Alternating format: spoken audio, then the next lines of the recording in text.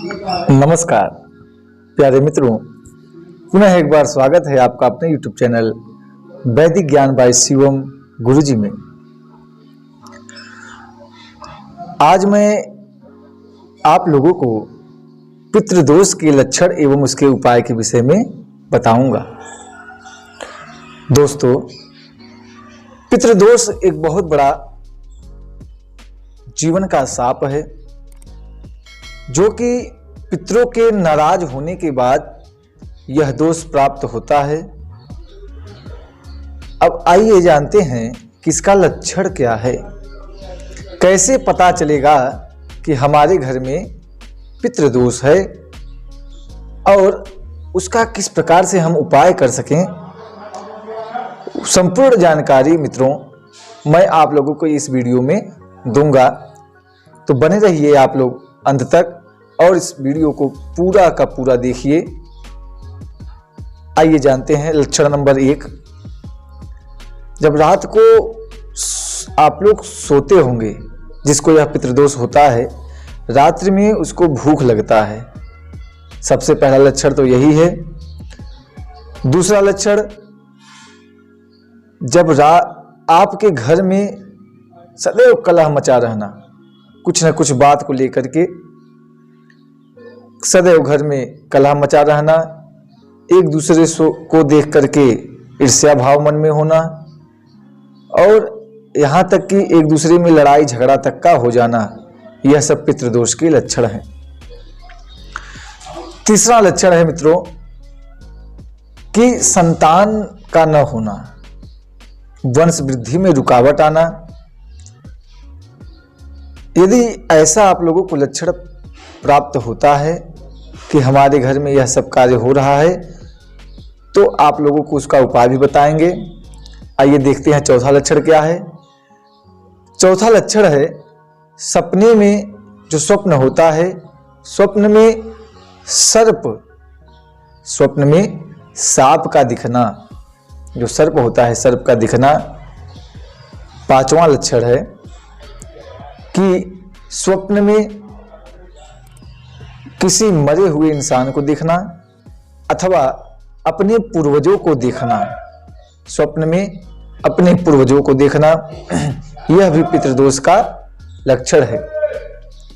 छठवां लक्षण है कि दोस्तों, यदि कितना भी पैसा आ रहा हो और पैसा का पास में न टिकना, किसी न किसी के बहाने आया हुआ धन किसी न किसी के बहाने चला जाना।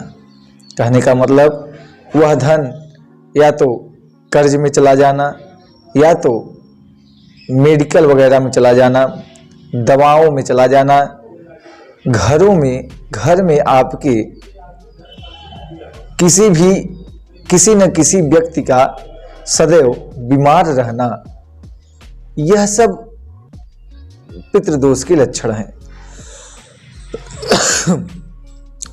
और सातवां लक्षण है कि भोजन करते समय भोजन में बाल का आना, जो सर का बाल है वह भोजन करते समय यदि भोजन में आता है तो समझ लीजिए कि वह भी पितृदोष का लक्षण है। यदि अधिक संख्या में आता है, तो जैसे आप भोजन करने बैठे हैं और हर बार भोजन में हर एक दो दिन के बाद भोजन में बाल का आना, इसका मतलब पितृदोष का लक्षण है।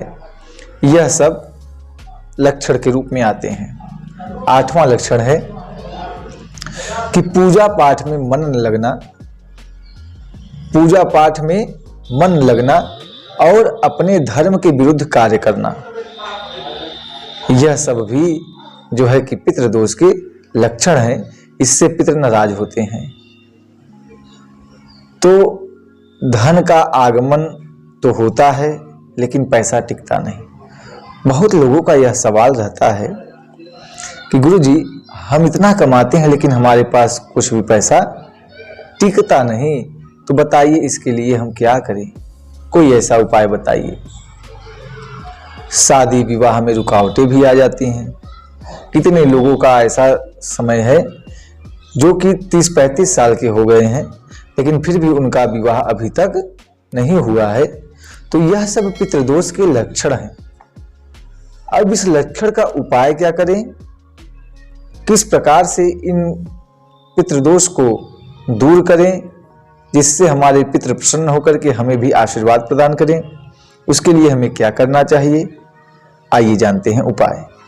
यह तो रहे लक्षण, अब इसका उपाय हम देखते हैं। देखिए दोस्तों, आप जिनको भी यह सब लक्षण पता चलता है तो वह सबसे पहले क्या काम करें कि एक पहला उपाय मैं बता रहा हूं, एक आटे का दीपक लें, आटे का दिया बनाएं, उसमें घी डालें, उसके बाद उसका ही दीपक ले जा करके भगवान शिव जी के मंदिर के पास उनके सामने रख करके उनको प्रणाम करें और उनसे प्रार्थना करें कि हे प्रभु, आप हमारे पितरों को प्रसन्न रखिए और हमारे घर में आयु आरोग्य को प्रदान कीजिए। और कहते हैं कि एक लक्षण और है जो पितृदोष आता है, घर में अल्पायु में ही मृत्यु का होना, यह भी लक्षण है।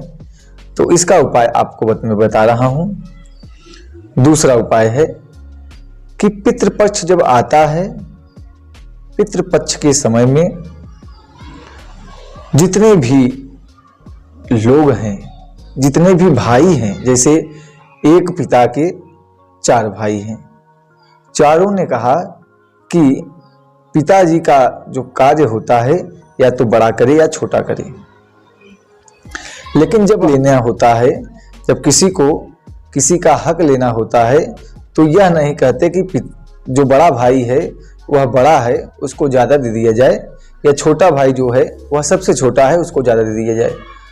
जो उनका रुपया पैसा जगह जमीन जायदाद होगा वह सब में बराबर मात्रा में विभाजित होगा। तो इसीलिए जब पितृपक्ष आए तो प्रयास करके सभी को पिता के, दादा के लिए, नाना नानी के लिए, परनानी के लिए तर्पण और श्राद्ध जरूर करें। और तीसरा उपाय है कि अमावस्या के दिन कच्चा दूध गाय का लेकर के उसमें तिल डालें और जल लेकर के अर्पित करें। अमावस्या के दिन कहाँ अर्पित करना है? पीपल के वृक्ष पर। कहाँ अर्पित करना है? पीपल के वृक्ष पर कच्चा दूध, काला तिल, जल ले जा करके एक लोटे में, पीतल का लोटा हो उसमें ले जा करके कच्चा दूध जो है कि पीपल के वृक्ष के पास चढ़ा दें, अर्पित कर दें। चौथा उपाय है कि जिस दिन जो है कि उनका वार्षिक श्राद्ध आवे उस दिन ब्राह्मण को भोजन करावें और ब्राह्मण को दक्षिणा दें, जिससे ब्राह्मण प्रसन्न हो। ब्राह्मण के आशीर्वाद से भी पितृदोष को दूर किया जा सकता है। पांचवा लक्षण है, पांचवा उपाय है, देखिए यह सबसे बड़ा उपाय है। यदि घर में इतना सब उपाय करने के बाद भी कोई शांति नहीं होती तो एक बार जो आपके पितृ दुर्घटनावश सर्पदंश से फांसी लगा करके और किसी भी कारण से यदि उनका मृत्यु हो गया हो तो उनके लिए नारायण बलि और अथवा त्रिपिंडी श्राद्ध यह जरूर करवाएं। इससे उनके जीवन को, उनके जो हमारे पितृ हैं उनको शांति प्राप्त होता है और उसी से उनका कल्याण होता है। एक मंत्र भी है, वह मंत्र भी आप लोग जप कर सकते हैं। देवताभ्य पितृभ्य महायुगिभ्य एव च नमः स्वाहाय स्वाधाय नित्यमेव नमो नमः। इस मंत्र का भी जाप आप लोग कर सकते हैं। इस मंत्र के जाप से भी पितृ प्रसन्न रहते हैं। दोस्तों, यह तो रहा लक्षण और उपाय। यदि आप लोगों को यह वीडियो अच्छा लगा हो और नहीं भी लगा हो फिर भी आप लोग इसे लाइक करें, शेयर करें, सब्सक्राइब करें और ढेरों सारा प्यार दें। जय श्री राम, हर हर महादेव।